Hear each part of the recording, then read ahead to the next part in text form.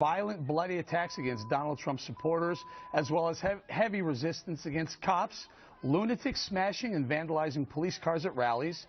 The Huffington Post apparently condones this violence. One of its writers thinks there should be more.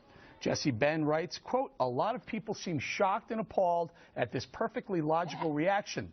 There's an inherent value in forestalling Trump's normalization. Violent resistance accomplishes this. Riots can lead to major change." Ben goes on to blame Trump for inciting violence and says oppressed people need to respond to existential threats.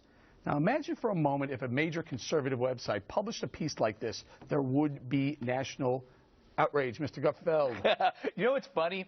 What do you think would happen if there was a confrontation between HuffPost readers and Trump supporters? Who has better weapons? HuffPo readers belong to Greenpeace.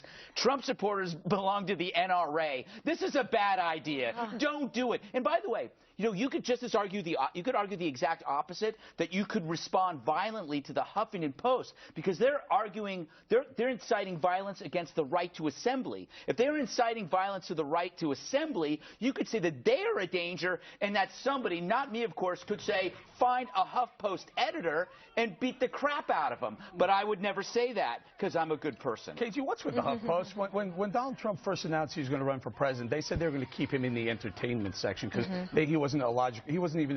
It was more of a joke to them. And then they've gone ahead and they've qualified every which way why they're covering Trump.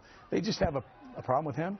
Well, obviously. So they have a very specific kind of viewpoint and an editorial in the way they present news, right? I mean, they're very, in my opinion, they're very liberal.